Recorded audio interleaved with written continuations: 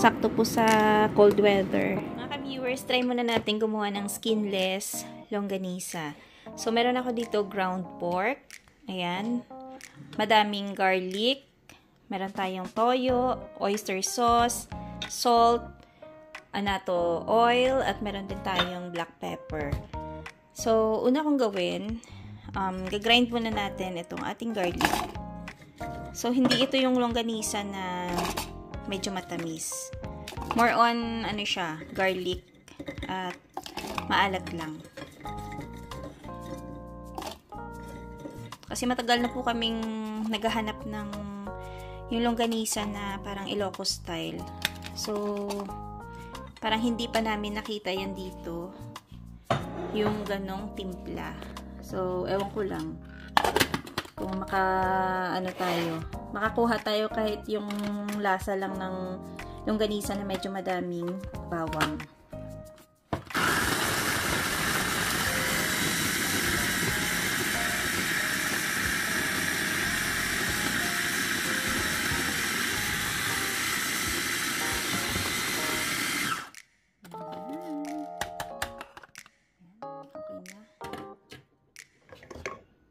So, ayan. I-mix lang po natin lahat ng mga ingredients dito sa bowl.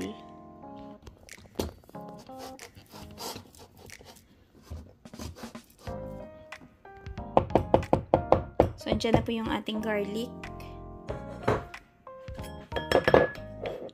Next is yung ating toyo. Oyster sauce. Salt. At yung ating annatto oil.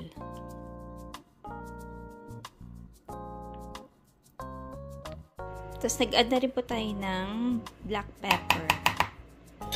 At dahil skinless po siya, maglalagay tayo ng cornstarch.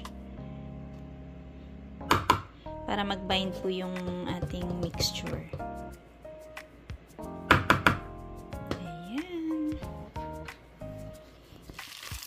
So, naglagay din po ako dito ng mga 250 grams na taba ng baboy. Kasi sabi nga nila, yung longganisa daw, mas maganda yung may konting taba para hindi siya dry.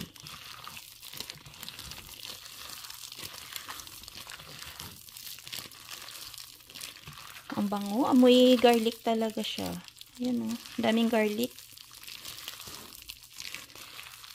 Oh, I forgot. So, nalimutan ko po yung ating paasim. Sandali. So, ituloy na natin yung pag-mix. Kaya pala sabi ko parang amoy garlic lang siya. Parang wala siyang amoy suka. Tsaka dry kanina. So, ayan po. Huwag kalimutan yung suka kasi nailagay ko sa gilid. Ay, grabe. Amoy longganisa na talaga. Sana po successful yung paggawa ko nito. Kasi medyo matagal na akong gumawa. Dati, hindi ganito yung timpla ko. Bali, may nakita lang akong bagong recipe. So, susubukan natin siya. Bali, ito, skinless lang. Nung nakaraan kasi meron akong ginamit na yung casing talaga. Yun.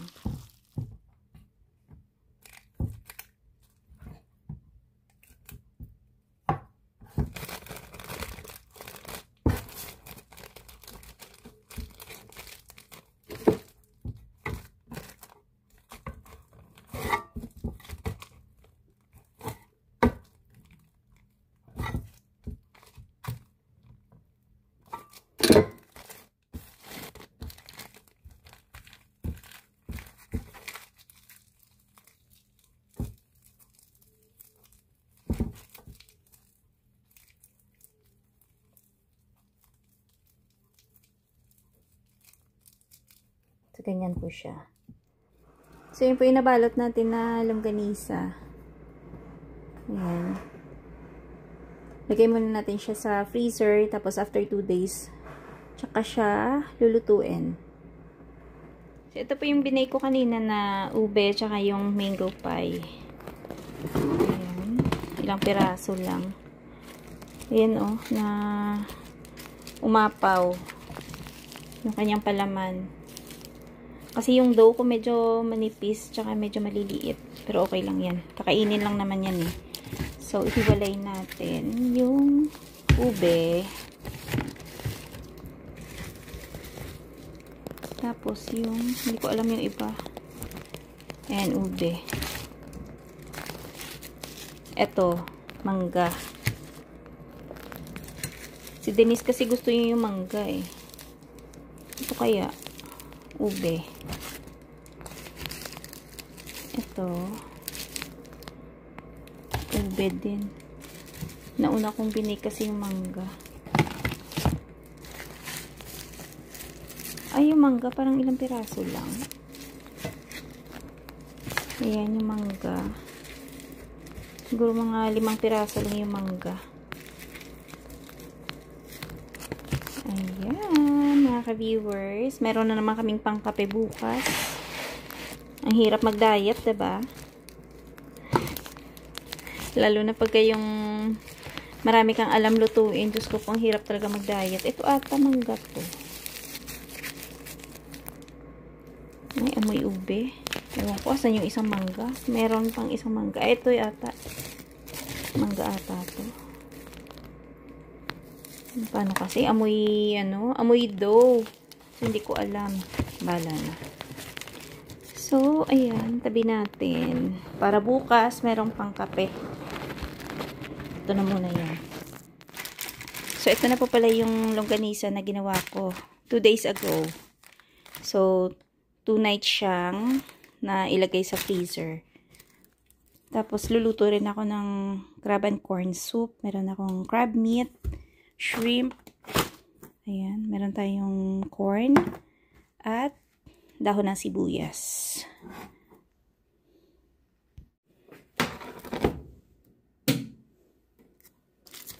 So, pag nagluto ako ng longganisa, ayan, may konting tubig muna. Pakukuluan ko muna siya dyan bago i-prito ng konti mamaya. Or minsan kasi nagkakaroon yan ng sarili niyang mantika. So, dyan na natin siya ipiprito. Uy, ang bango. Fairness, mabango siya. Oh.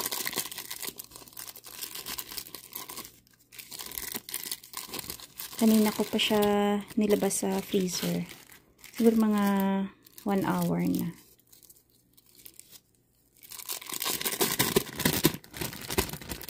Ayan, balikan na lang natin mamaya pagluto na mga ka-viewers.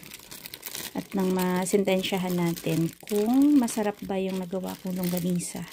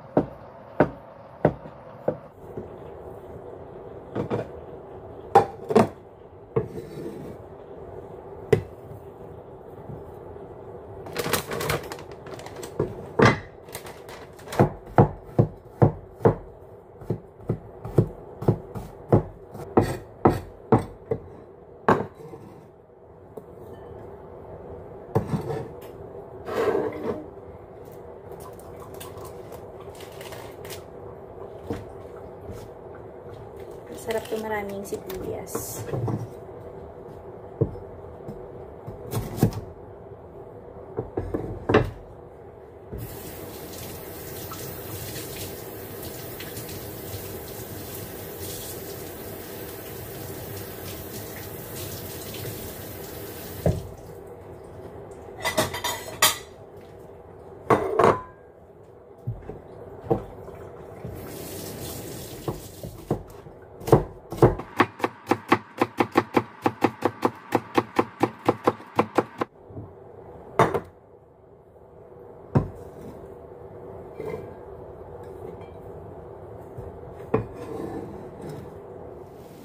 So mga ka-viewers, ganyan na po yung itsura ng ating longganisa nung naluto. Ayan. Medyo crowded kasi siya dito sa pan. Pero, ayan, okay naman. Masarap naman po yung lasa niya. Medyo nakulangan lang siguro sa binder. So, next time pag gumawa ulit ako, lagyan ko ng additional na cornstarch. Ang bango niya. Amoy na amoy yung garlic. So, pwede na yan. Yung kabilang side. Dinahandahan ko lang kasi yung init para hindi siya masunog.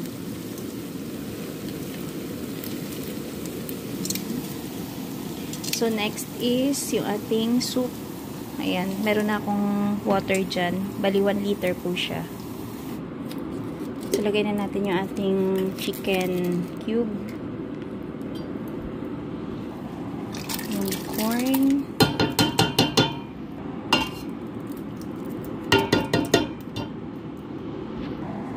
Add na rin natin yung crab meat. So, hayaan lang po natin siya mag-boil.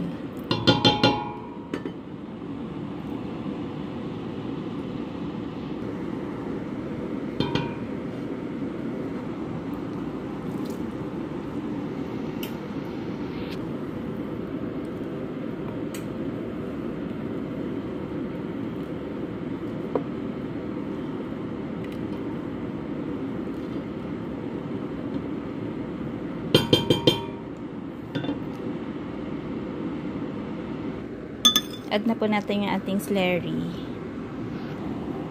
Ayan yung ating celery. Okay. Up.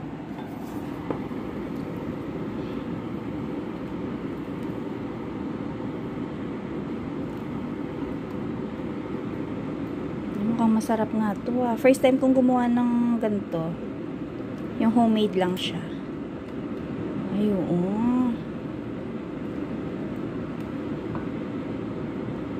Mga ka-viewers, naka-invento na naman tayo ng, actually hindi invento, nakakopya na naman pala tayo ng masarap na soup. Sakto po ito sa malamig na panahon. Ayan, konti na lang, tapos ilagay ko na yung egg.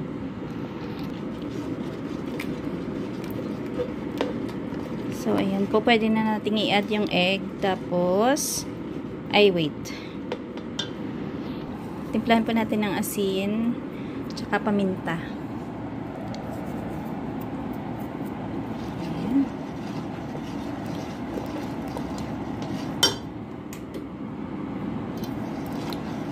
Tapos add na rin natin yung ating egg.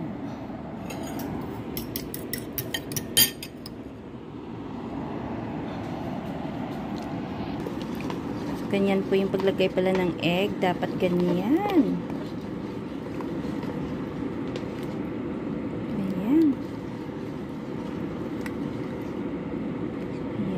Lagay na natin yung ating sibuyas. Baka masobrahan.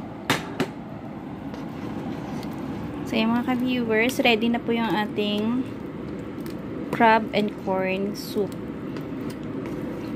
Saktong-sakto po sa cold weather. Ayan. Ayan. So, okay na yung ating ulam for today. Crab and corn soup at yung ating homemade na longganisa. Ayan. Let's eat mga ka-viewers. Uy, ang bango ng crab and corn soup ah. Diba? Parang legit na marunong magluto. Ayan. Ang bango. Ang bango ng mais. Tsaka yung crabs. Crab meat pala. Ayan.